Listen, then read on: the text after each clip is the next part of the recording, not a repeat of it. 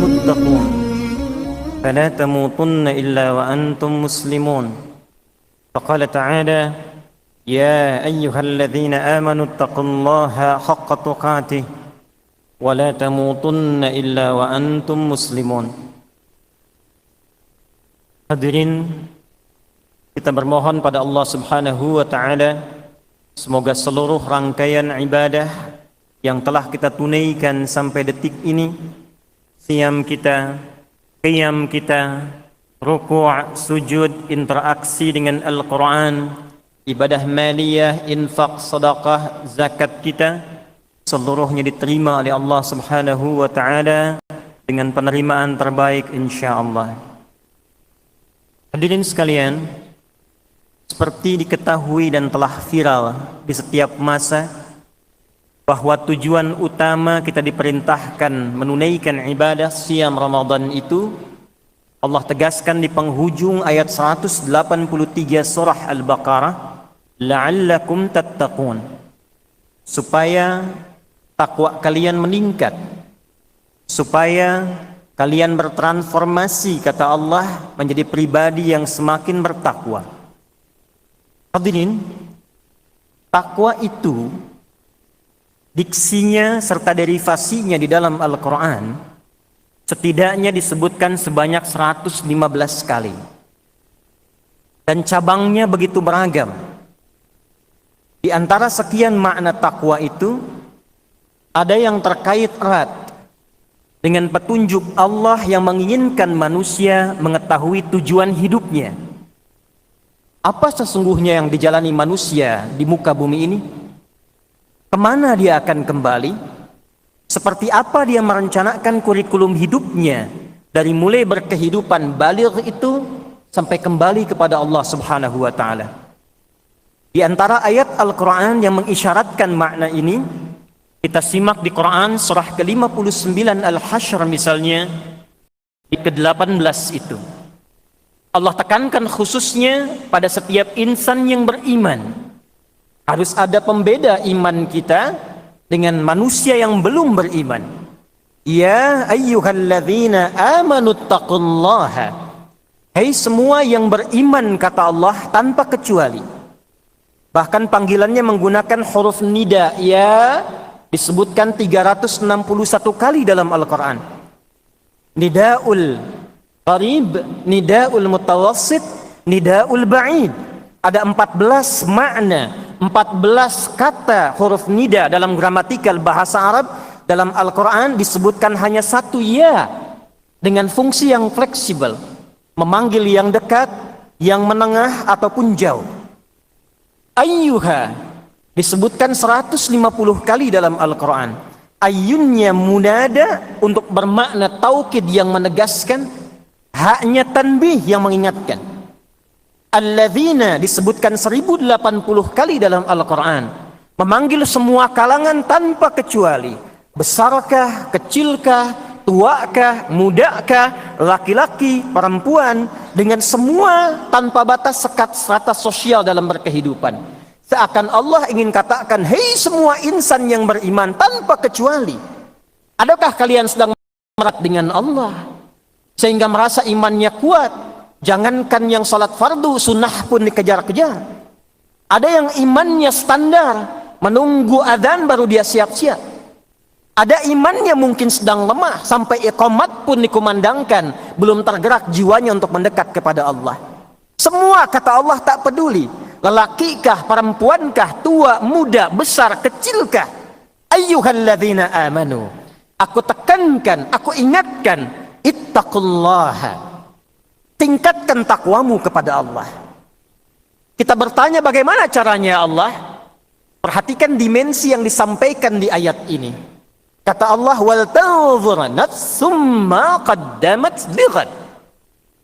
Di antara cara meningkatkan takwa itu, ternyata kata Allah, lihat dirimu, persiapkan jalan hidupmu, lihat kurikulum dan tujuan hidupmu, persiapkan sampai engkau kembali kepada Allah Subhanahu wa ta'ala. Di antara bagian takwa itu, hendaklah setiap diri, kata Allah, apalagi insan beriman, melihat dirinya, menata tujuan hidupnya, buat kurikulum hidup yang jelas sampai engkau kembali kepada Allah Subhanahu wa taala. Wal tanzur nafsum ma qaddamat lighad. Hadirin, kita kembali bertanya kepada Allah. Ya Allah, bimbing kami. Bagaimana cara memetakkan hidup kami supaya benar sampai kembali kepadamu? Tunjukkan kepada kami seperti apa kurikulum hidup yang benar kami titi sampai pulang menghadapmu. Sehingga sampai malam ini kita bisa merenungkan. Jangan-jangan sampai detik ini, di Ramadan kesekian dalam episode kehidupan kita, jangan-jangan tujuan hidup kita belum senafas dengan apa yang Allah inginkan. Belum terang seperti apa yang Quran bimbingkan. Maka kita bertanya, ya Allah, tunjukkan kepada kami seperti apa tujuan hidup yang benar itu.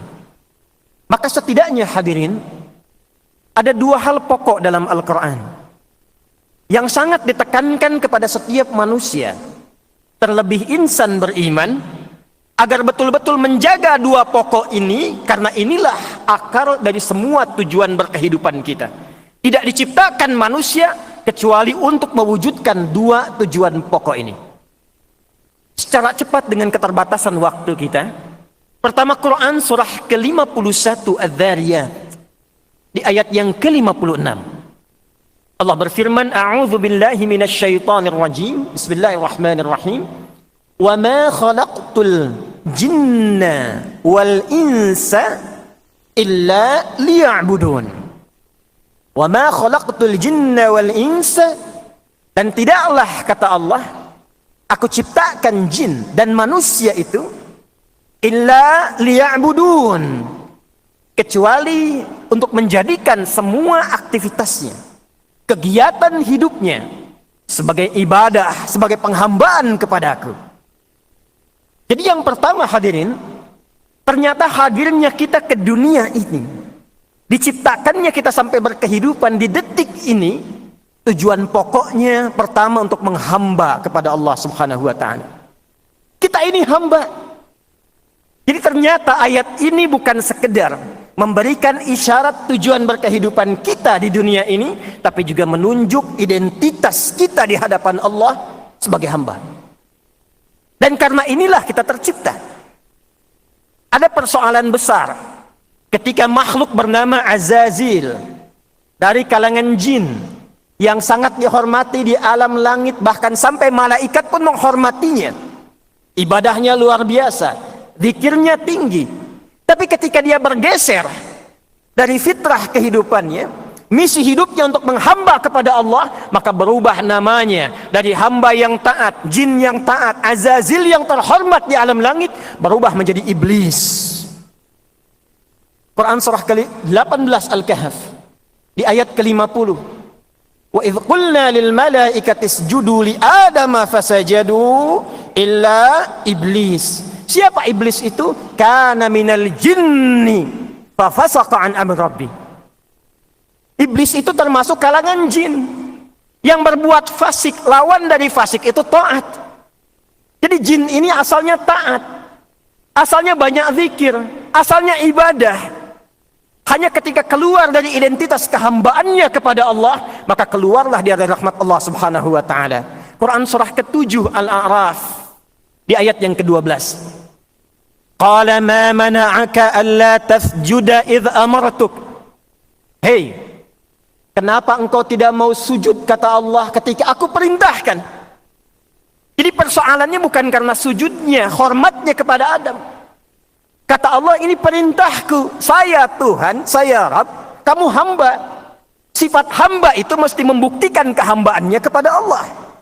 Namanya hamba, pasti punya sifat menghamba.